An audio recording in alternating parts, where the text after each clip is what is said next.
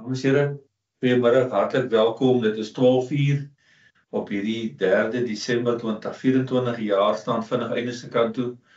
Hartlik welkom by hierdie laaste webinar van die skoolondersteuningssentrum 2024. En ja, gepaste onderwerp, klaskamerdissipline, en dankie vir die wye belangstelling. Ek voel absoluut bevoorreg om hierdie webinar saam met my kollega Johan Koekemoer te kan deel. Johan is hoof van ons onderrig en leer hier by die SOS en ek is hoof van opleiding en hy is van dag 1 af wat hy in 2018 by die SOS aangesluit het, werk ek en hy al baie lekker saam. Johan is 'n regtig groot voorreg vir my. Terwyl mense nog inskakel, en ek dink daar gaan nog baie mense inskakel in die volgende minuut of 2, ek hoop jy kom almal reg. Indien jy weet van vriende en vriendinne wat sukkel, laat hulle net 'n e-pos stuur aan admin@skole.co.za, dan kyk ons of ons die skakel wel vir u kan stuur. Maar u wat vir my hoor en sien en luister, u het mos die skakel en u kan ons hopelik baie mooi sien en hoor. Ons kan die name dalk sien, maar ons hoor julle nie, ons sien julle nie. So die enigste wyse van kommunikasie is in die kletsruimte vir enige opmerkings of vrae wat u dalk sal hê soos die webinar vorder. Dames en heren, ek wil net so lank my skerm deel en dan gaan ek vir ons amptelik net open. Die skerm sal nou opkom. Dames en heren, ek het goed gedink om te kyk na Spreuke. Spreuke het soveel wyshede wat met ons deel, Salomo. En hierdie gedeelte in Spreuke 5 het eintlik 'n wye bedoeling. Ek lees die eerste vers of 2, my seun slaan ag op my wysheid, seundogter slaan ag op my wysheid, dink goed na oor my raad, dan sal jy self ook goeie oordeel in die dag lê. Die gedeelte gaan verder, dit gaan eintlik maar oor die gevaarlike vrou, maar ek wil dit deurtrek simbolies na onderwyser toe en oor die onderwerp van dissipline, en dit gaan eintlik mos maar alles oor die tong, hè. Die invloed van die tong is groot. Die hele hantering van jou kinders wat voor jou sit, het baie te doen met wat uit jou mond uitkom. En dit is soos 'n tweesnydende saad, soos wat Spreuke 5 sê.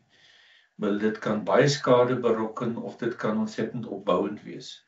Vir ons as opvoeders en mense wat lief is vir kinders, is dit 'n belangrike ding wat ons heeltyd na moet oplet en bedag wees op.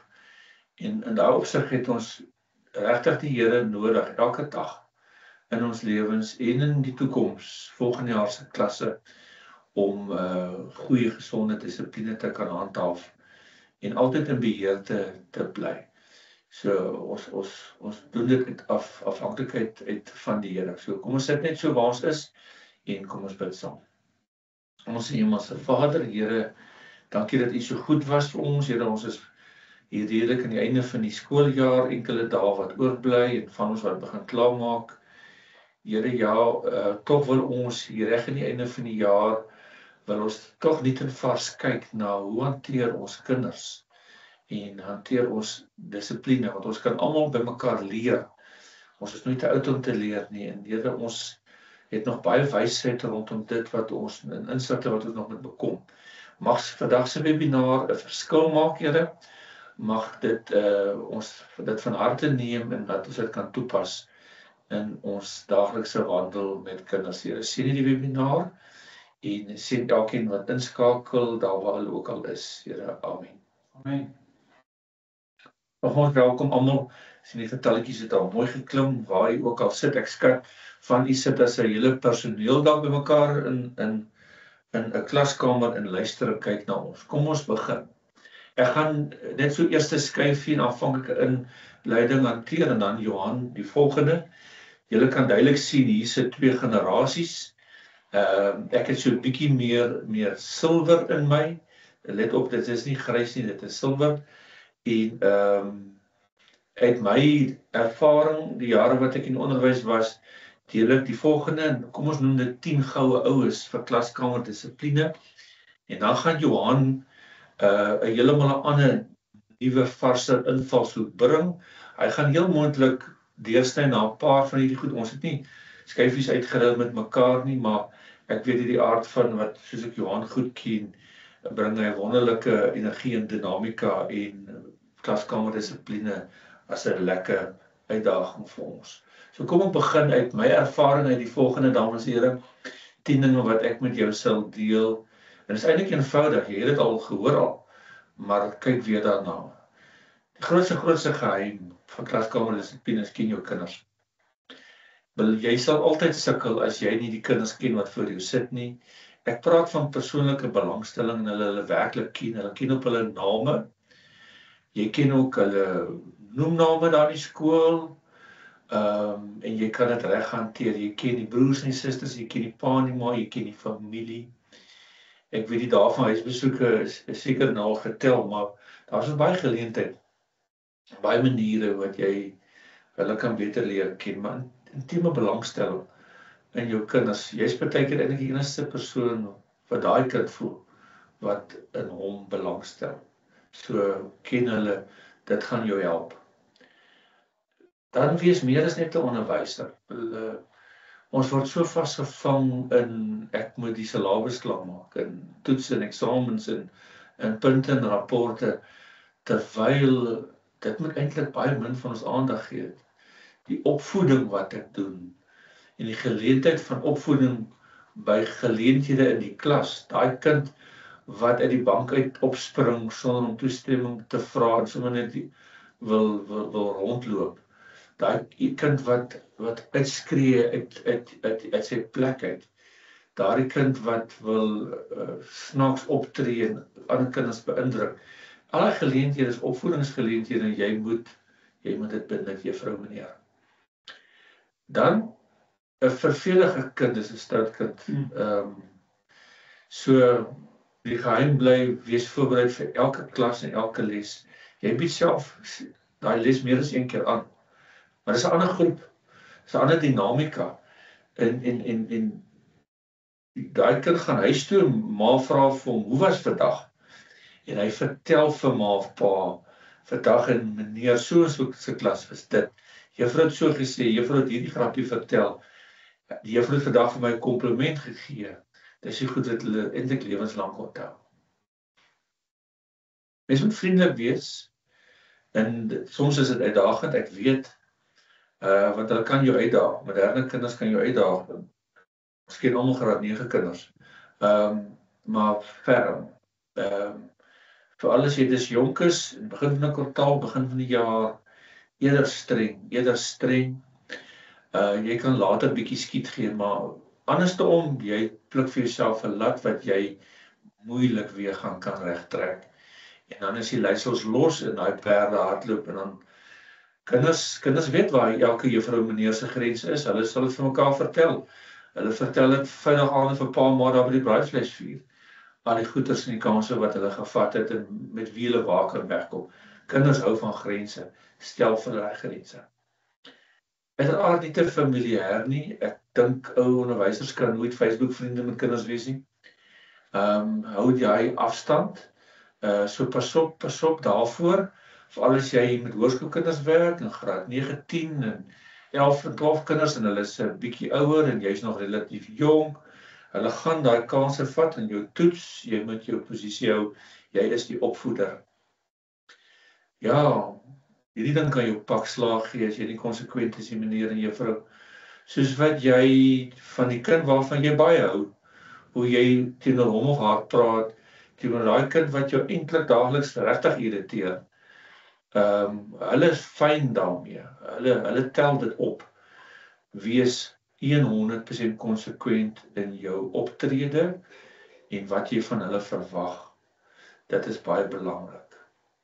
Ek het hierna verwys, so kinders hou van besigheid. Hulle wil aktief met die les betrokke wees. Hulle wil nie net heeltyd vir jou luister nie. So moenie net heeltyd praat nie. Laat hulle doen. Kinders hou van pret. Hulle hou baie van pret. So soms moet jy bietjie simpel en snaaks wees. En Soms moet jy eintlik jou eie kind uit jou uit na vore uitbring, maar dis vir hulle lekker, hulle hou daarvan, dit maak skool lekker, dit maak vir hulle genotvol, en dan is jou kans op opvoeding eintlik soveel beter. Veral as jy dit kombineer met lekker pret, ons speel hard en ons werk hard, en dan kan jy baie maklik weer terugtrek. Okay, ons is nou klaar, kom ons werk weer. Dan hierdie laaste 2 het ek by my vriend Dr. Dani Brink geleer, en dit is so waar, die beginsel van eerste keer gehoorsaamheid, wat jy streng moet toepas. Hulle daai aan mekaar waarsku, dit gee van jou pak slaag gee, hulle gaan jou opeet. Pas die beginsel toe, jy sal 1 keer waarsku, die tweede keer is daar optrede, en daarom is daar dus konsekwensies. Daar moet straf wees. Dis nie net 'n waarskuwing nie. As jy nie dan wil luister nie, dan sal daar optrede teenoor jou wees. So, Johan, dis 'n paar goue oues. Ek glo jy kan dit so half bietjie inkorporeer, inverf in die dingetjies wat jy doen. Maar dames en here, vat dit saam met u, maak iets daarmee, en gebruik dit in jou klas en in jou skool. Ek gee oor vir Johan Kokemoor. Ek sien verskriklik baie uit na wat ek nou gaan sien en hoor en luister. Dankie, goed. Ja, dis my groot voorreg om hierdie tafel. Dis die eerste keer wat ons saam 'n webinar doen. Ja. En ons stap maar al 6, bietjie meer as 6 jaar op paadjie. Daarom nie begin by webinars nie, maar so ek gaan my skerm deel. Ek wil graag hê julle moet saam deelneem. So as Sarina of Maritjie of Madeleine net daai webtuiste en daai kode in die kletskamer kan sit vir die wat nou die skerm kan sien, maar dan gaan jy nou my skerm kan sien. So ek gaan nou iets probeer wat ons nou nog nie probeer het nie. So aan die einde van die jaar, en dit beteken julle gaan op julle fone of toestelle waar ook al julle is, sal julle my skyfies kan sien. Ek sien daar's al 1 persoon in, daar regs onder is so 'n hartjie. As jy hom kan druk, dan skei dit endorfine af aan my kant en dan voel ek goed oor myself. En dan kan ons aangaan. Was al so 7 mense, ek gaan so kans gee dat daar nog so 'n paar inkom. Ek was iemand wat wild besig is met daai hartjies. So elke keer as jy hom druk, dan word nou hartjies vrygestel na hierdie aanbieding. So ek gee julle nog tyd. Of julle kan aan die regterkant die QR-kode aftas. Jy kan aan die linkerkant net sommer daar by daai webtuiste indruk en dan die kode intik. Jy kan sommer jy selfoon ook doen as jy dalk met jou laptop sit en jy wil nou nie met skerms wissel en so voort. So gaan jy nog so 13 sekondes gee. En daar's al 187 mense wat nou lewendig op die aanbieding is. Mooi. En die res, as jy nou moet dan nie uitgesluit voel as jy nou nie inkom nie. Jy kan nog steeds baie gemaklik volg. Goed. Kom ons begin. So vir die wat my nou al ken, wat dalk al van my webinar gekyk het of opleiding, ek hou daarvan om ware verhale op te maak soos wat ek gaan. So alles wat ek nou hier met julle gaan deel is opgemaakte ware verhale. En julle gaan vra hoe werk 'n opgemaakte ware verhaal? Dit is soos F.A. Venter se boeke, die gebeurtenisse is in historiese feite gebaseer, maar die karakters is fiktief. Of dalk andersom partykeer is die karakters in die werklikheid gebaseer, maar die storie is fiktief. En ek gaan vir julle sê wat nie, want ek vermoed dalk is my vrou in die webinar en dit maak my angstig. Goed, kom ons begin. Ek gaan nou met julle 'n paadjie stap en ek hoop julle gaan dit saam met my geniet. Ek wil net hier op hierdie skerm druk dat hy kan aanbeweeg. Vir die van julle wat nie weet nie, die prentjie aan die agterkant is van 'n baie bekende film Freedom Writers. Asseblief gaan kyk dit. Maar in kort waarop ek wil neerkom is klaskamerdissipline is eintlik in kort opgesom is wees wat jy wil sien. Wil jy kinders sien wat betrek is, kinders wat aktief deelneem ensovoorts, dan moet ek en jy dit ook wees. So ek gaan nou die saak daarvoor maak en ek gaan my eie lewe daarvoor gebruik. En die rede hoekom dissipline vir my so lekker ding is om na te speer, is omdat ek 5 wesens het wat ek saam met my vrou na volwassenheid moet roep deur dissipline. En die Here het ons geseën met 4 seuns en hulle uitstek verstellings, hulle default settings waarmee hulle uitkom wanneer hulle gebore word, lyk bietjie anders as die van 'n dogter. En hulle toets ons en ons slaag soms. So ek het regtig hard gaan dink oor hoe kan ons hulle dissiplineer, anderste is ons huis altyd chaos. So as ek praat van my huis, dan dink jy in jou klaskamer. As ek praat van my vrou, dan dink jy aan jou departementshoof dissipline of departementshoof akademie.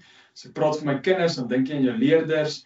So ek gaan my gesin gebruik as 'n voorbeeld en dan glo ek julle die vermoëns om dit te trek na julle klaskamer toe. So kom ons begin. Nou ek en my vrou was vir 3 jaar lank was ons vegetaries. En dit beteken jy eet nie vleis nie. En ek kan onthou daai tyd by die SOS nou, as ons gaan opleiding gee by 'n dorp, dan was dit gewoonlik sien maar Jana of iemand se werk om na die restaurant te kies. En dan moes jy seker maak daar's vegetariese opsies. En dan partykeer land jy op in 'n dorp soos Groblershoop met net een restaurant met net steak en chips. So dan eet jy chips vir 'n paar dae. En dit beteken die dag toe ons nou bekeer is, so ons was toe groot gedoop en toe ons nou weer gebore word en vleis begin eet, toe moes ons inhaal, want ons het vir 3 jaar uitgemis. Nou die uitdaging met 5 kinders en dan 'n groot behoefte om in te haal met vleis is begroting. Daar's 'n natuurlike beperking wat op ons gesin gestel is. So toe besluit ek en my vrou, ons gaan vir onsself, het ons nou 'n groot braaier wat slegs hout mag vat. Daar mag nie van hierdie swart goeders wat mense so ingooi, wat mense koop in sakke, daar mag nie van dit in kom, en moet hout wees. En dan op die mag die rooi vleis nou kom, want jy mag ook nie hoender braai nie. As jy nou bekeer is, dan raak jy radikaal. Hoender braai mens nie, eet dit net by jou skoonouers, en jy braai net met hout. En ek maak toe die besluit uitvoerend, toe nie my vrou geken nie, en ek koop 'n klein braaiertjie vir my kinders, wat baie laag is, so hulle braai op hulle eie hier in die kant, en hulle geniet dit, sodat ons vir hulle pork rashers kan gee. En dan dink hulle dis baie oulik, en dan kan ons nou skelm hierbo die beeshaas braai. Maar as hulle dit gaan sien, dan gaan hulle wil hê, en as hulle eers gaan proe, dan gaan hulle nie ophou nie. So dit was 'n strategiese besluit om hulpbronne te bespaar binne ons huisgesin. En dan soos wat ons uit braai, en dan sit ek en my vrou, ons hou daarvan om op Vrydag en op Saterdag, dan sit ons op die kampstoel en hou die kinders dop en sien hoe die seuns veral hulle behoefte om met die dood te speel ondersoek. En eendag sit ek en my vrou nou daar en ons kyk hoe hulle hand na die braaier wat besig is om vuur binne hom te hê, steek. En my vrou sê toe, moenie.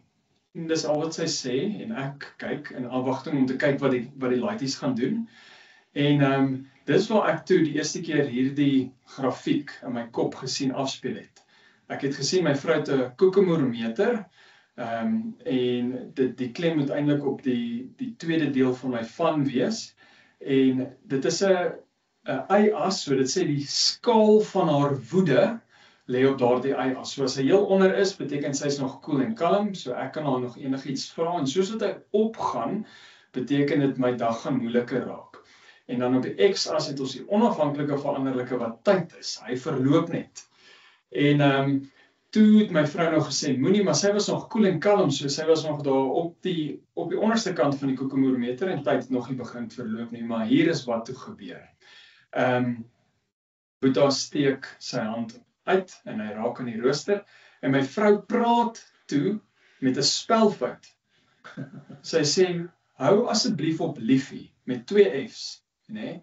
Dis nie net met 1 F, so ek kan sien, hier gebeur iets, ek kan in haar stem hoor, hierdie hou asseblief op liefie, klink mooi, maar daar is 'n toon in haar stem wat ek selfs bietjie skrikkerig voor is. Maar dis my vrou se eerste ontmoeting met tweeling. Ons het nog nie voorheen tweeling gehad nie, en ek wou amper sê, die goed luister nog nie so mooi nie. En sy sê nou net baie mooi, hou asseblief op liefie. En tyd verloop weer, en so waar as vet, vat hulle van daai stompies, wat aan die brand is, en hulle wil dit uithaal en gooi. en sy skree toe, en dis hoekom daar uitroepteken is, en julle sal sien die skakering het nou al verander van oranje na 'n bietjie meer, van geel na 'n bietjie meer oranje, en daai koekemoermeter klim. En nou is hierdie kinders eintlik besig om my aand onplesierig te maak wat nog voor lê. Want die vrou koel nie so vinnig af soos wat sy warm word nie. En koekemoermeter is 1 trappie op.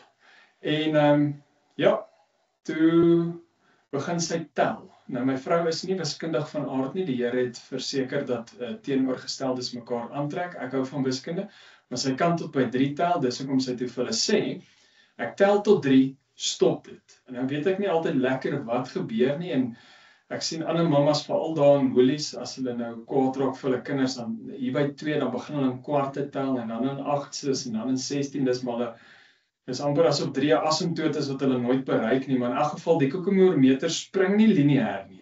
Julle sal sien, hy spring toe baie hoog.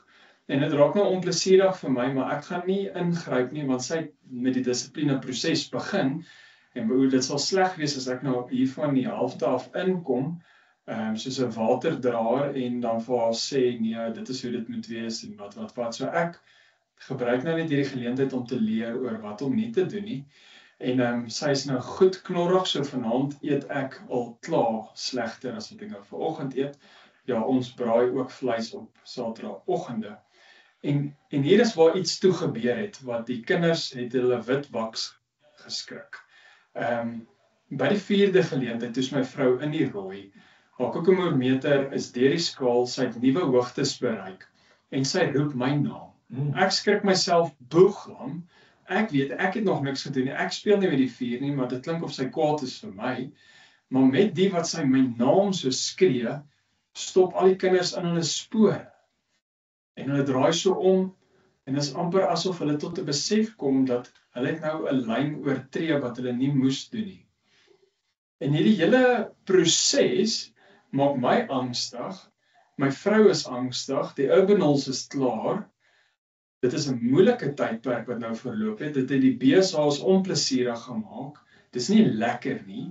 Sy's nou kwaad, die kinders is nou bang, want hulle verwag een of ander bakslaaf wat op hulle gaan neersak soos 'n swanger gans. En ek sit daar, ek het eintlik nie 'n idee wat om te doen nie. Maar ek vermoed wat my vrou roep is 'n pleidooi dat ek nou moet oorgaan na aksie. Ja. En ek gaan nou met bakslaag gee, en ek gaan nou hierdie saak met redder, maar hoekom sy dit nie net vir my in die begin gevra, toe ons almal nog koel en kalm was? Hoorie so, Johan, die kinders speel met die vuur, ek wil nie julle moet met die vuur speel nie, want hulle gaan brand. Ek het nie daaraan baie logies. Dit klink vir my ook logies. Ek het nie daaraan gedink nie, ek het nie gedink hulle gaan brand nie, ek dink hulle is besig met ondersoekende leer, en as hulle brand, gaan hulle net een keer brand, hulle behoort nie aan te hou brand nie, my kinders behoort van my gene te hê, so dis nie so dom nie. Maar in elk geval, hierdie grafiek, soos dat ek nou met tyd aangegaan het, het ek gesien afspeel wanneer ek kritlesse gaan doen by skole. Wanneer ek met onderwysers gesels, dan sien ek, maar wag, hierdie is 'n verskynsel wat eintlik universeel by mense is ons neig, en ons kerm, en ons kla, en ons is verneig, en ons praat, en dis van die goue oues wat Hugo nou genoem het, eerste keer gehoorsaam het. Ons verwag alles van ons kinders behalwe daai eerste keer gehoorsaamheid. Ons wag eers tot ons goed opgeref is. Dan stuur ons die kind hoof toe, of ons roep die dissipline meneer in, of wat ook al die geval mag wees. En dan sal die kind stop, want hy weet dan eers gebeur daar iets. Maar die kind gaan nie van nature stop as daar geen teenpool inwerk nie, as daar geen straf is nie. Hoekom gaan hy ophou eksperimenteer as daar nie 'n neeweffek is nie? So ek wil nog graag by julle hoor, julle kan nou daar op julle skermpies vir my een woord gee. Asseblief een woord, as jy onseker is, gebruik koppeltekens. Een woord vir die wyse waarop dissipline in die koekemoerhuishouding bestuur was, en die klem is op was, en ek wil nou vir julle die intervensies wat nou gemaak is. So julle tik hom nou in, en dan submit julle daar op julle foon. Dit sal baie gaaf wees, as die mense by die SOS dalk die eerstes kan wees, dat ons nou nie net hier sit. Okay, passief, baie dankie. Dis 'n lekker woord. Uitnemend. So, okay. Ek praat nie van die braai nie. Miskommunikasie, dreig, passief, oneffektief. O, dit is lekker. Uitstel aksie. Ja, uitstel, want dit is nie lekker om te raas nie, né? Ons almal stel uit. Onuitvoerbaar. Reaktief, dis lekker. Ek sien daar 'n Engelse woord ingeglip. Sarina, sal jy persoon asseblief net van die webinar verwyder? Dis 'n grappie. Ek gaan ook nog dalk hier en daar 'n Engelse woordjie sê. Impulsief. So julle kry die idee. En as ek nou al hierdie woorde kyk en ek sou vir ChatGPT vra om 'n opsommende opstel te skryf oor 'n huishouding wat hierdie woorde in hulle huis aktief bedryf, sal dit 'n tragiese storie wees wat ChatGPT vir my skryf. En tog is dit iets wat binne in ons klasse gebeur. Ons is passief, want ons forme van straf wat ons tradisioneel geken het, is nou van ons al weggevat en ons het ophou innoveer in terme van straf en van dissiplinering. En ek hoop aan die einde van die aanbieding dalk 'n ander hoek op dit neersit, en dit sal my taak wees. 120 woorde, die grootste woord is onvoorspelbaar en ons weet dit is vir kinders nie lekker nie, is passief en is oneffektief. So ons almal stem in beginsel saam dat jou koekemoermeter moet jy deur die dag reguleer. Ons kan nie toelaat dat daai koekemoermeter ook reaktief is nie. Kom ons kyk na die volgende een woord vir wat julle dink van hierdie dissiplinestelsel. Wat is julle gevoel? Soos ek sal amper ek sê die woord angstig, angswekkend, algemeen, oneffektief, groot. So groter die woord, hoe meer mense tik hom. Dit is vir my mooi van ons Afrikaanse mense, almal spel nogal goed. As jy vir kinders vra, dan is daar 6 verskillende spellings vir oneffektief. Effektief ook. Laks, ja, maar dit is eintlik luiheid, nee, ek was eintlik lui terwyl ek daar sit en kyk hoe my vrou hier in 'n angsbol verander. Nou, iemand het 'n gesiggie ook gegee, dis oulik. Dit lyk soos 'n gesiggie met sinus of wat huil. Is 'n grap. Ek het nou die woord grap ook gesien. Okay.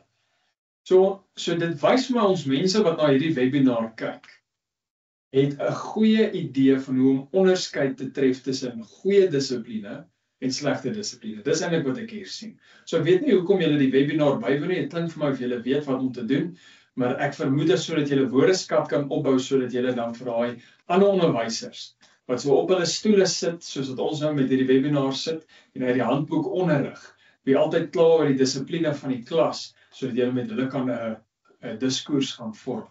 En dan die laaste vraag wat ek by julle wil weet, is eintlik net 'n ja of nee vraag. Dink julle die koekemoertjies gaan vry, veilig en voorspoedig uitdraai as hierdie stelsel voortgaan? So 'n paar wat naïewe hoop het. Dis mooi. Net vir Marieke hier in ons kantoor vra om sagter te lag asseblief, ons hoor jou. Ek hoop die ander mense gaan jou nie hoor nie. Maar die meerderheid van julle sê nee. En tog as ons as ouers het 'n begeerte dat ons kinders vry, veilig en voorspoedig uitdraai. So tog sê dit vir my dat die wyse waarop ons dissiplineer het 'n invloed op die uitkoms wat ons wil bereik met ons kinders. En dink in jou klaskamer ook. Ons kan daai vry, veilig en voorspoedig dalk vertaal na stil, slim en soet, as jy nou by die alliterasies wil hou. Maar dit gaan oor, ons wil 'n bepaalde uitkoms hê met ons kinders en die wyse waarop ons dissiplineer beïnvloed daardie uitkoms. Goed, 'n paar mense sê ja. Dit is so, elke ou het mos maar sy eie styl wat vir hulle werk. Maar ek dink die vraag wat ons vir ons vra, wat gaan dan die effektiefste werk? Is daar iets wat ons kan beter doen? En ek dink die meerderheid sê dan duidelik, ons kan dit beter doen. Ja, en ek dink ook die 17 wat gesê het, ja, maak 100% staat op die genade van die Here, wat nie 'n slegte idee is nie. Mens moet net nie passief staat maak nie. Maar nou, toe ek nou hierdie ding vir my vrou sien, toe besluit ek, dis nou tyd vir intervensie. Elke braai kan nie so aangaan nie.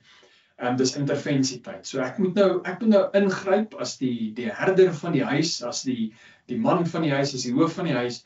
En ons moet nou 'n strategie kry dat ons beeshaas in vrede kan braai, terwyl die kinders met liefde en harmonie saam om hulle braaiertjie hulle pork rushers. Dit is nou nie lekker Afrikaans vir my vir dit nie, dit sê net hoe lekker goedkoop daai vleis is. So dis intervensietyd. Nou hierdie prentjie het ek toe ek dit sien, toe sien ek eintlik 'n intervensie. Dis so 'n goeie balans tussen sien julle daai fightery, die konflik, veg en ook liefde hier in die einde gee die pappa vir die dogtertjie soen. Maar so daar's 2 tipe stelsels wat ek gaan ondersoek het. Ek het gaan ondersoek hoe om my kinders se gedrag te bestuur en ek het gaan ondersoek waardeoordrag. Wat een van hierdie 2 is die beste strategie vir dissiplinering van die Kokomoer huishouding. En dan die eerste een, die opsie 1, en aan die einde moet julle saam met my besluit, want ek gaan nie na huis toe, na my vrou toe, en dan gaan ek vir haar sê, hoorie so liefie, met 2 F's, die gemeenskap het gesê, opsie X, en ons moet die gemeenskap se wysheid aanvaar. En as sy in die webinar is, asseblief julle rig my vrou se wee nou met wysheid. Die eerste een is dissiplineer deur gedragbestuur. En ek het 'n prentjie daarvan 'n tradisionele meneer wat jy kan sien hy's kwaai, hy het 'n ysterhand, hy's besig om vir hierdie kinders op hulle plek te sit en vir hulle te sê hulle is mischief en deplorable en hy's kwaai. Hy bestuur hulle gedrag met vrees hoofsaaklik. So kom ons kyk hoe hierdie uitspeel. Nou, om gedrag te bestuur, veg 'n sekere dissiplinestelsel, en die definisie van 'n dissiplinestelsel, en julle sal sien dit word gekoppel aan bestuur. 'n Dissiplinestelsel is 'n gestruktureerde stel reëls, beleide en prosedures wat binne 'n organisasie of instelling gevestig is om gepaste gedrag te reguleer en af te dwing, orde te handhaaf en wangedrag of oortredings van gevestigde standaarde aan te spreek. So toe ek hierdie definisie lees, soos dis wat ek soek. Ek wil my wette kan nie afdwing klink rof, maar ek wil kan sê dit is wat dit is. Dit is hoe dit is. Dit is nou wat dit is. Ek wil die orde kan handhaaf. As ek vir my kinders sê spring, dan moet hulle redelik kan vra hoe hoog, as hulle die vermoë het en as daar wangedrag is, dan moet ek dit dadelik kan aanspreek. So hierdie het vir my heeltemal in die kol geklink toe ek dit naspeur en soos dis wat ek soek. Ek soek 'n dissiplinestelsel. En waar beter om aan te klop oor dissiplinestelsels as by skole. So ek het op elke skool wat ek kan se webtuiste gegaan, hulle gedragskode afgelaai, hulle beleide oor dissipline, alle goeders deurgewerk. Ek en my vrou het 'n pak slaapbeleid opgestel, dis regtig egtig, dis nie nie. Nie dat ons mag pak slaag gee nie, so as iemand hierdie nou opneem, ek trek terug wat ek gesê het, 'n tugtigingsbeleid, en in elk geval, so, en daar's sekere scenario's wat sekere forme van tug dan oproep, en dan ook die diepte of die ergheid van die oortreding bepaal wie die tug gaan doen. Verstaan, so ek het gedink dit werk. Vir die sagter goedjies kan mamma maar gaan, maar vir harder goedjies pappa, dit het so mooi gewerk, ons tot 'n vloei diagram. Maar in elk geval, so, kom ek vra julle nou, by julle skole, met julle dissiplinestelsels, hoeveel demeriete kry 'n kind wat sy of haar huiswerk nie doen nie? Hoeveel negatiewe punte? Negatief 1, negatief 3, negatief 1, 10, en kyk, neem aan alles is negatief, so, 25 vir huiswerk nie gedoen nie. Nou my kind. Okay, so, een onderwyser sê te min. Okay, so op gemiddeld, sal ek sê, is iewers tussen 5 en 10 demeriete punte. Vir elke keer nie gedoen nie, is daar sekere negatiewe punte, en dan die straf is 'n paar weke later sit die kind nou detensie, of wat ook al die geval mag wees. Maar ek kry 'n goeie idee, dat reg deur die bank het meeste van ons skole een of ander demeriete stelsel, wat hierdie negatiewe gedrag volgens hierdie stelsel eintlik straf, en ons het orde wat ons wil handhaaf. En ek moet sê, die hoeveelheid skole wat my al gebel het en gesê het, van dat hulle dit doen al die kinders hulle huiswerk, is ongelooflik baie naby aan 0. As daar skole is wat kinders kon kry om almal hulle huiswerk te doen deur 'n demeriete stelsel, asseblief stuur vir ons 'n e-pos. Die volgende vraag wat ek wil vra is, hoeveel demeriete kry 'n kind wat rook by die skool, of wat noem man nou? En nou het 'n mooi woord vir vape, volpof. Jy moet hom net nie moeilik sê nie. Dan klink dit ook of jy iemand wegjaag. Dis nie mooi nie.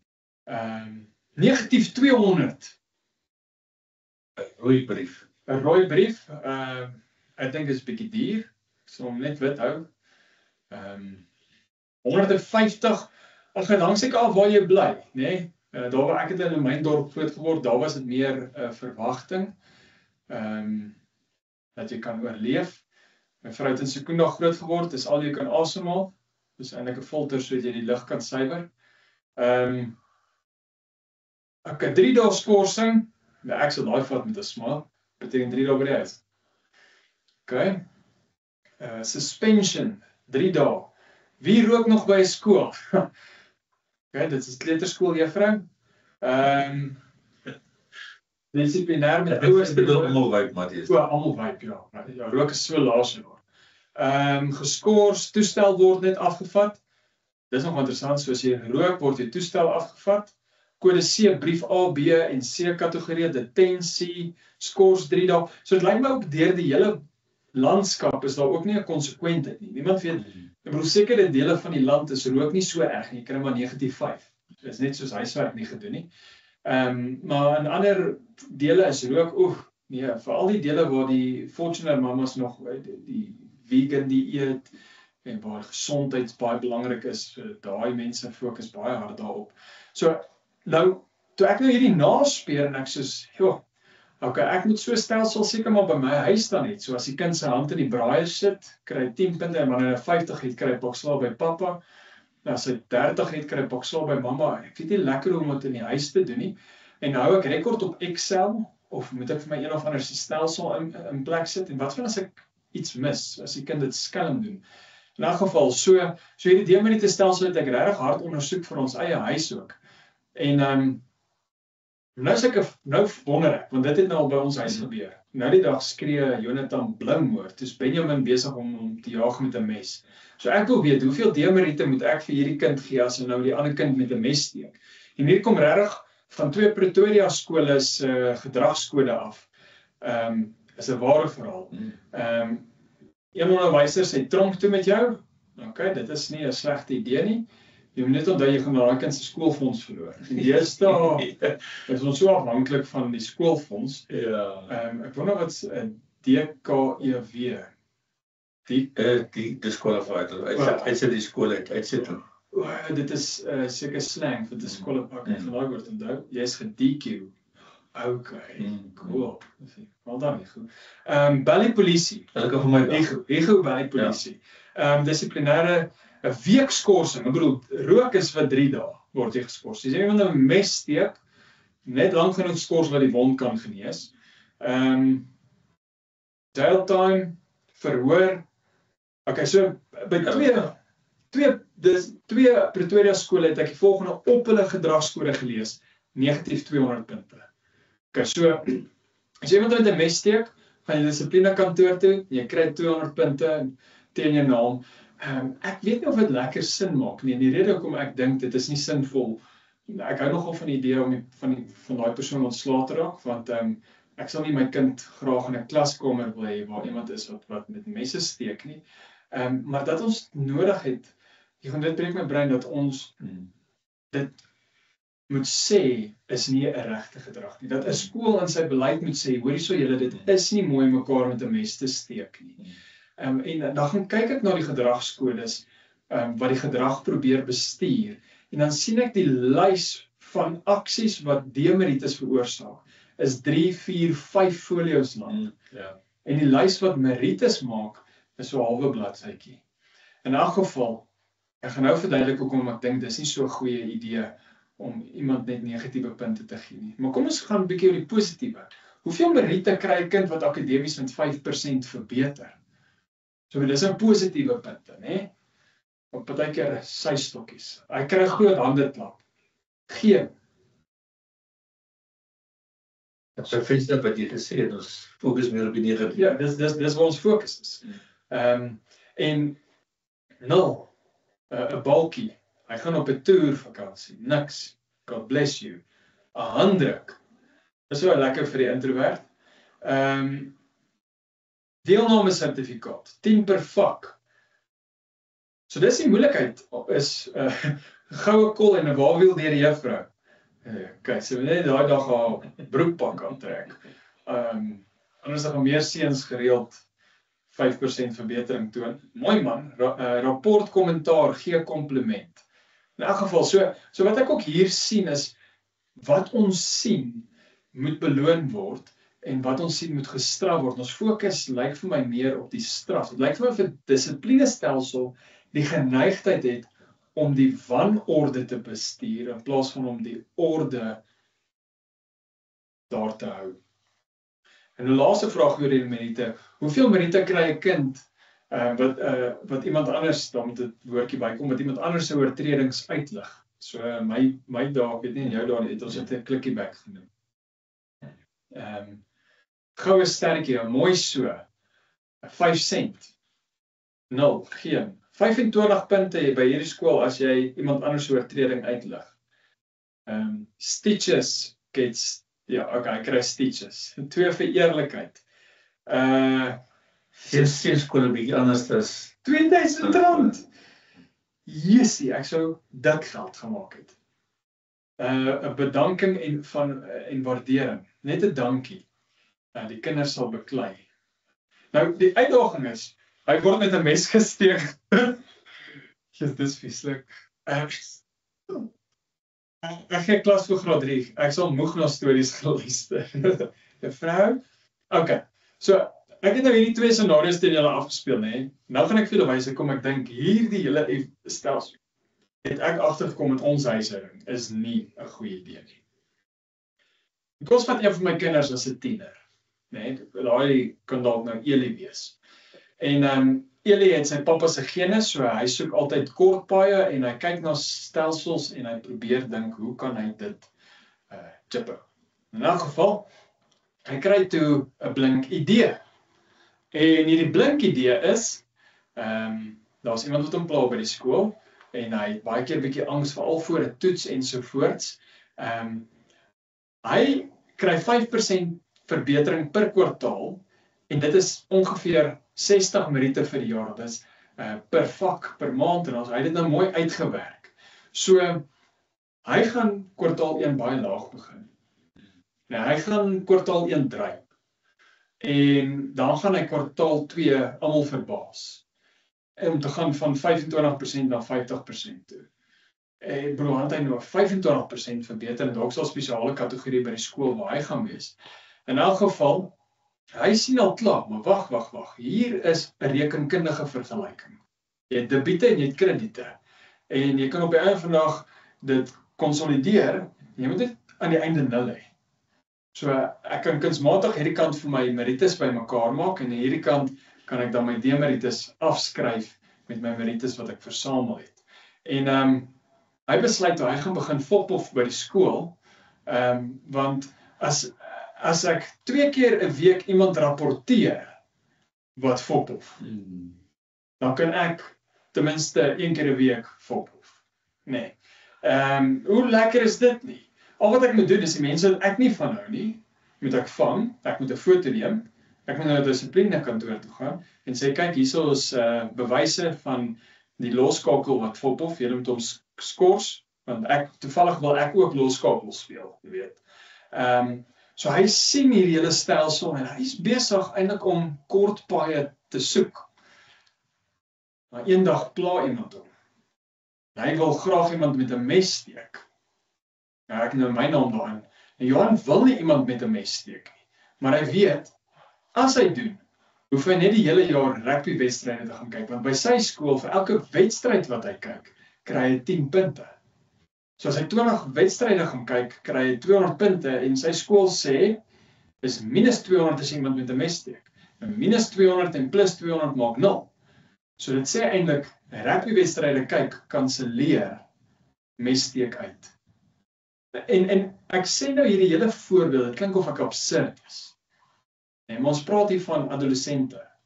Ons praat hier van jong mense wie se gedrag ons probeer bestuur met 'n stelsel sonder om hulle harte te raak. En jou eerste goue oue wat jy genoem het, Hugo, dink ek is die slot. Is ken jou kinders. Ek het regtig op skool het ek my detensie afgeskryf met positiewe gedrag by ander onderwysers. deur presentasieverbetering, deur sportdeelname. Ek het aan alles deelgeneem, want dit het vir my positiewe punte gegee. Dit beteken ek kan 'n sekere hoeveelheid huiswerk nie doen nie, en dit gaan geen impak hê nie. Quentin Meets, dankie, ek sien jy sê nie klets, Fophof is wyp. Ja, jy is 100% reg. So, ek weet nie of hierdie stelsel lekker by die koekemoere gaan werk. As ek vir hulle sê, hoor jy, elke keer wat julle op mekaar klik, gee ek vir julle pluspunte. Elke keer wat julle julle bed opmaak, gee ek vir julle pluspunte. As julle iets stout doen, gee ek vir julle minuspunte. En dan konsolideer ons dit 1 keer 'n maand, en as jy in die minusse is, dan kry jy 'n pak slaag nie.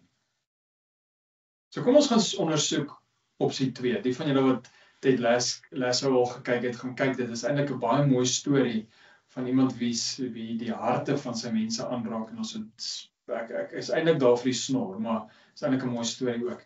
Dissiplineer deur waardeoordrag. En ek wil hierdie twee nou loodreg eintlik teenoor mekaar stel. Dus ons aan die een kant dissiplineer deur gedragbestuur, en dan dissiplineer teenoor waardeoordrag. Dis die een wat ons as koekemoere dan ook ondersoek. So, kom ons kyk 'n waardestelsel. En dan het ons gesê dissiplinestelsel veg bestuur. 'n Waardestelsel veg leiding. En hy veg eintlik leiding met die lang ei ook. Hy veg eintlik dat ons 'n bietjie moet offer, dat ons iets moet gee, dat ons moet voorloop, dat ons presies van ons kinders verwag om te doen wat ons doen. Nie wat ons sê nie.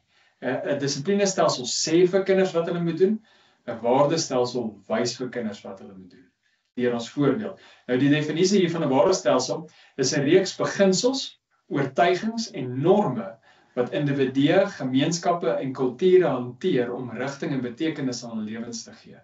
Dit omvat die konsepte van kultuur en geloof en hoe dit invloed uitoefen op die waardes wat deur die individu of die gemeenskap omhels word. En dit klink nou nogal groot, maar 'n groot ding wat daar deurslaan is geloof en kultuur. Die moeilikheid is in ons skole en veral nou met bylaas besig om kultuur en geloof uit te skryf. So dit raak al hoe moeiliker en moeiliker om 'n waardestelsel oor 'n skool soos 'n sambreel te trek. So ons moet staat maak op 'n dissiplinestelsel, omdat ons nie meer 'n gedeelde waardestelsel het. Ons sit met 'n skool vol verskillende kultuurgroepe en verskillende taalgroepe en so dit maak dit regtig moeilik vir ons om 'n waardestelsel te implementeer wat deur die hele skool aanvaar kan word. Maar ons kan nie anders nie, ons moet. So toe ek nou 'n waardestelsel gaan naspeur, toe kom ek op die volgende af. Job 36 vers 10. Dan open hy hulle oor vir die tugtiging en sê dat hulle moet terugkeer van ongeregtigheid. Nou, wat vir my interessant was is, hy sê die oor geopen, hy sê nie, en hy draai die boude reg vir tugtiging nie. So dit sê vir my iets anders van tugtiging, en toe gaan kyk ek in Grieks, die woord tugtig, kom van in Afrikaans gaan dit sleg uitklink, maar moeshaar, moeshaar, maar in elk geval, dit kom van 'n woord in Grieks wat beteken om te kontroleer, te korrigeer, te dissiplineer, te onderrig, op te voed en te straf. So ek sê maar, okay, ek het altyd 'n ander idee gehad van tugtiging. Ek het tugtiging gehad net as 'n lyfstraf, lyfstraf, pak slaag, wat ook al. Maar nou die beeld wat die Grieks gebruik om tugtiging te verduidelik, is soos 'n skouer wat uit lid uit is. Ek dink aan Franco Mostert. 'n skouer wat uit lid uit is, om hom weer in lid te sit. Om hom weer te belyn met die liggaam. Om hom weer te verbind met die liggaam. En dit kan jy net doen as daar 'n liggaam is. En 'n liggaam is eintlik 'n groep mense wat waardes deel. Dink aan 'n beheerliggaam, 'n sportliggaam, 'n skoolliggaam, 'n huisliggaam. So die liggaam is hier die ding met 'n gedeelde waardestelsel het. En nou moet ek net daai kind of my kind, ek moet hom nou net weer 'n koekemoer maak. Ek spot altyd, dan sê ek, die Van Dijk van my vrou slaan uit deur my kinders. En dan moet ek hulle net herinner, hoor jy, julle is koekemoere, né? Jou ma daai deel van haar lewe afgesterf, gekruisig tot niet gemaak, sy is 'n nuwe mens, sy is nou 'n koekemoer. Nou belyn jy nou net weer daai kind met die waardes. En dit vat partykeer gesprekke, partykeer vat dit straf, partykeer vat dit net 'n herinnering of 'n oomblik van onderrig. Maar met die gedragbestuur werk ek met die kind se kop. met hierdie lyk dit vir my of ek met die kind se hart werk. En as ek daai kind se hart onrigbaar kan maak, dan maak ek van hom of haar lewenslange leerder. En nog beter as ek die hele mens in hierdie tigtiging kan betrek. Die hart, die hand en die denke. So, dit was my mooi toe ek dit nou raak gelees het. Maar toe lees ek die volgende ook raak. Van die C.S. Lewis Instituut. Nou, die wat nie weet nie, C.S. Lewis het onder andere boeke geskryf soos Chronicles of Narnia. Hy het ook meer Christianity geskryf. Hy was nie 'n Christen nie, maar J.R.R. Tolkien het hom oortuig en het hom tot die Here gebring. En hy skryf die volgende, en hy het aard van saak nie in Afrikaans geskryf, ek het dit vertaal. Hy sê, die term disipel en dissipline hou verband, omdat hulle albei voortspruit uit die idee van leer en die volg van 'n meesteronderwyser. Dis sy woorde. Dis sy woorde. Die volg van 'n meesteronderwyser. So my vraag is ek volgbaar vir my kinders? Want my optrede gaan hulle dissiplineer. My wyse, my gesag, dit wat ek tafel te bring, en dis hoekom Hugo en een van sy goue oues gesê het, wees voorbereid wanneer ons klas gee. Wanneer ons die vakgebied wat ons onderrig ontsluit vir ons kinders, gaan hulle nie anders kan as om in verwondering te staan van hoe wonderlik natuurwetenskappe is. Hoe wonderlik die mense se liggaam is in lewenswetenskap. Hoe wonderlik syfers, getallestelsels en patrone is in wiskunde. Maar vir dit moet ek 'n meester van daai vak wees. Nou sê trouens, die woord disipel kom van die Latynse woord discipulus af, wat beteken student, leerder of volger. So dit sê vir my, as ek wil dissipline in my klas hê, moet ek vir my kinders disciples maak. Mense vat altyd, as jy dink aan disciples, dan dink jy net aan Jesus en die 12 disciples. Maar hy het van hulle disciples gemaak deur sy voorbeeld. En hy het vir ons daai selfde opdrag gegee, so in terme van die evangelie saak, en as ons sê, gaan dan heen, maak disciples van alle nasies. Nou sit hom in die klaskamer. Onderwyser, jy is geroep, gaan maak disciples van daai kinders. Met ander woorde, deur ons optrede, deur die manier wat ons is, maak dat die kinders ons wil volg. My wiskundejuffrou was so een. Gaan jy 'n voorbeeld gee? Na elke toets het my wiskundejuffrou vir my 'n brief geskryf. En sy het aan die eerste kant vir my gesê, wat het ek gedoen wat goed was? En dan sy het vir my gesê, wat kon ek beter gedoen het? En dan het sy my herinner aan my potensiaal. En die hele manier wat sy skool gehou het, as ons op 'n donderdag toets geskryf het, Vrydag was alles gemerk, het ons die terugvoer ontvang in haar klas. So dit het vir ons gesê, hierdie juffrou is toegewyd. Hierdie juffrou gee haar lewe, hierdie juffrou gee haar tyd. En dit het van my 'n wiskundeonderwyser in my hart gemaak. Ek wou so sy wees, en sy kon op my hart skryf. Sy kon, omdat sy, soos die goue oue een sê, sy het my geken. So gaan maak disipels van jou kinders, deur die vak wat jy aan te bied met ywer, met passie, met trots, met toewyding, voorberei. Maak dit oop. Nou, ek wou dit vra, maar ek het nou nie. As ek sou vra, sedert watter jaar het dissipline begin afneem in skole? Sal ons verseker, sal die kurwe so spike het in 2013, sedert die KBV ingebring is. En dan gaan hy 'n groter spike maak wanneer die jobs ingebring is, die ATP's. Hoekom? Want daai ATP's wat sê wat jy moet onderrig, wanneer jy dit moet onderrig, hoe jy dit moet onderrig, wanneer jy moet assesseer, hoe jy moet assesseer, wat van die meesteronderwysers gewone onderwysers gemaak het. Kom ons sê staatsonderwysers. Nou praat ek praat nou nie met hierdie gehoor nie, hierdie is nou die uitsondering. Ek praat nou met mense waarmee hulle gaan praat. Staatsonderwysers gemaak het, wat daai meesterskap uit hulle vak uitgevat het, sodat hulle net kan klaar kry met die syllabus, het die kinders die geleentheid ontneem om te kan sit by die voete van 'n meester van 'n vakgebied. Ek dink aan Marie Grawe hier by ons. Ek het nou nog my eerste blog wat ek geskryf het, wat sy gemodereer het. So, dit is 'n absolute meester. Ek het my blog geskryf en gedink, Jessie, hier is fantasties. En toe ek klaar by haar voete gaan sit het, agtergekom, ek het nog 'n paadjie om te stap. Was omdat ek toegang gehad het tot 'n meester.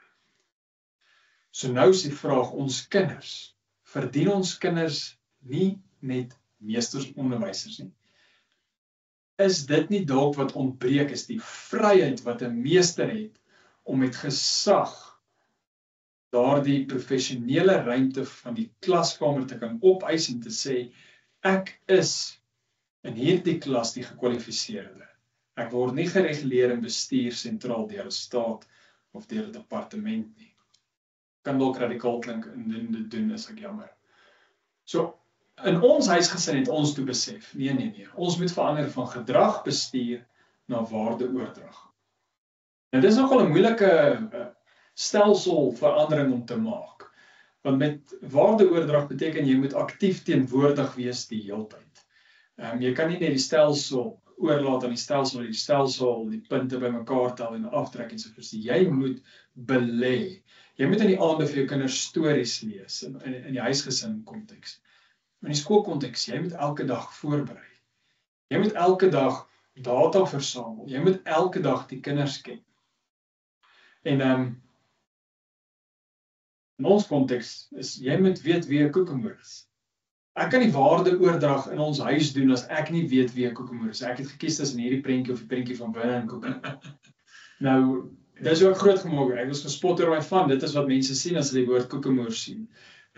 Nou, om klein koekemoer disciples te maak, en ek maak dit nou een woord, moet ons eers weet wat 'n koekemoer is. So in jou geval, as jy regtig disciples in jou wiskunde klaskamer wil maak, wat disciples is van wiskunde, wat jy later kan lei na disciples van die Here, moet jy weet hoe lyk 'n wiskundige. Jy moet dit kan definieer. Ek wil 'n voorbeeld gee wat ek en my vrou en ons het dit toe gedoen, hoe ons toe koekemoere gaan definieer het. Ons het gesê, daar's 7 waardes wat ons as 'n koekemoer gaan definieer. En baie mense sê dis koekemoers. Ons het dit gaan herdefinieer koekemoere, en dit sê net lekkerder. Koekemoere is lief vir God en gesin. Okay, nommer 1. Koekemoere gee nie op nie. Koekemoere doen altyd hulle beste. Koekemoere is lief vir leer. Koekemoere is braaf. Koekemoere is mooi met mekaar. En koekemoere is altyd dankbaar. Nou hierdie waardes was 'n gesprek as gesin. En gesê, goed julle, hoe wil ons wees? Hoe moet ons wees? Wat verwag die Here van ons? Wat verwag ons van mekaar? Kom ons stel daai verwagtinge hoog. Nou die dag toe ek nou nie vir Eli pakslaag gee nie, want ons mag nie pakslaag gee nie, toe roep ek hom nou. En ek sê, Eli, jy moet nou nie jou pakslaag kom haal nie. Ek hoop die mense kan hoor wat ek sê. Dis nou net as iemand dit op die internet sê. Sê, Eli, jy moet nou kom om nie jou pakslaag te kom haal nie. En hy huil toe hysteries. En toe kon ek vir hom sê, maar Eli, onthou, koekemoere is braaf. Jy het iets verkeerd gedoen. Jy moet nou braaf wees en jy moet nou nie jou pakslaag kom haal nie. En daai moed wat hy bymekaar moes skraap om so na my toe te seil soos 'n slak en te sê, okay, papa, ek's reg. Maar ek kon hom herinner, die tug was nie die nie pak slaag wat ek gegee het nie. Die tug was om hom te herinner dat hy moet braaf wees. Die straf is net die logiese gevolg. Dis nie die ding wat die kind gaan leer nie. Dis daai gesprek aan die herinnering aan wie ons is, wie ons moet wees en wie ons kan wees, wat eintlik daardie waarde toevoeging tot die kind maak. So in ons wiskundeklas, as ons sê, hoor hierso, ons is wiskundiges en ons gee nie op as 'n probleem voor ons lê nie. Dan kan ons mos nou nie net vir die kinders 'n memo uitdruk nie en vir die kinders hulle huiswerk laat of vir hulle die huiswerk doen of vir hulle afbakening stuur wat so goed afgebaken is dat daai mamma presies weet wat sy moet leer. Dan werk ons teen die waarde wat ons sê 'n wiskundige is. So hierdie is vir ons fundamenteel wanneer ons dink oor dissipline. Is wees versekerd wat die waardes is waarmee jy dit wil dissiplineer. Want ons het net al geleer mushar, daai Griekse woord, is om te korrigeer. So dan as die kind uit lyn is met die waarde, dan trek ons hulle net weer terug.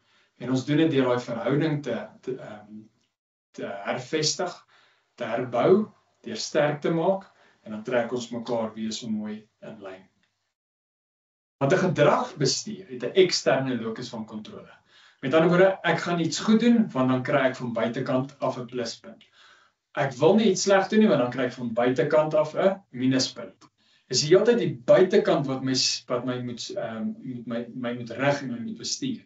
En die moeilikheid is, as ons kinders die wêreld instap met 'n eksterne locus van kontrole, dan gaan hulle eers hard werk as die bonus groot genoeg is. Hulle gaan eers hard werk as die bevorderingspotensiaal goed genoeg is. Daar gaan altyd eksterne faktore moet wees om my kind te motiveer. En dis die oudste vorm van motivering.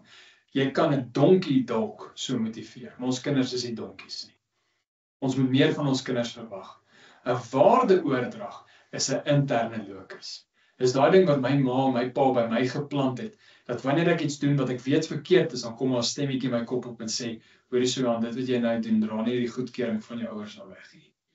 Dis hoekom ek nie oorbel het nie, my pa sal die pieps kry. Ek het daarom nie behoefte vir oorbel nie. Maar my ouers het soveel stemmetjies in my kop geplant, wat my nou nog as 'n groot mens rig en lei ensovoorts. So ons moet kyk, nou wat is die uitkoms wat ons met ons kinders wil bereik? Wil ons 'n generasie groot maak met klomp eksterne lokusse, loci, of interne lokusse? So nou vra ek vir julle, om asseblief my en my vrou te help. Kies een van hierdie twee benaderings.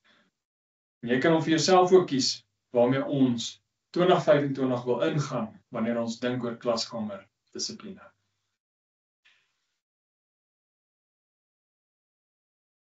Okay, ons het een vir gedragsbeheer. Ek het net gewag vir daai enetjie. Okay. Ons was net nou 17, daar's daarom nou net 2 aan daai kant. So ons het daarom 'n paar ingetrek. En dit sê ek nie mens bestuur glad nie gedrag nie. Sê net waar lê die fokus? Ja. Waar lê die fokus? Baie dankie julle. Dit is die einde van my aanbieding en ek hoop julle het 'n wonderlike feesseisoen, wees veilig, kom uitgerus terug wanneer julle met die kinders gaan werk en begin die jaar nuut en vars en gereed. Dis 'n wonderlike voorreg gewees. Dankie.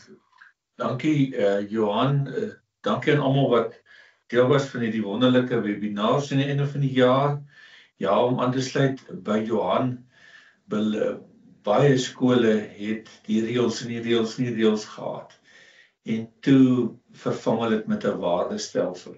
My aanbeveling vir baie skole is, ek dink van ons skole dalk nog te lang lys van waardes.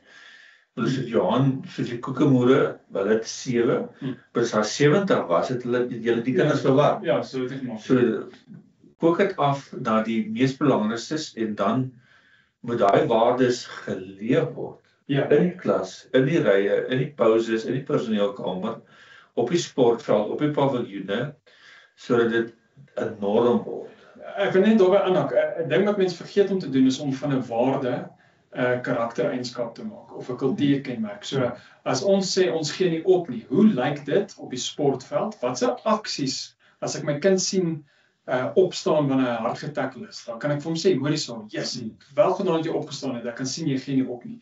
So jy moet die gedrag wat jy wens, moet jy koppel aan die waardes, maar die waardes is die ding wat jy lei. Ja. So ja, dit is nog belangrik. Ja, en dankbaar, ons as Christene kan ons waardes bou op die Bybel en op die Here. Ons is nog dankie vir die mooi woorde wat ons dalk in die klesruimte kan sien. Jolandi, waardeer jou mooi woorde. Esther sê ja, dit is waar.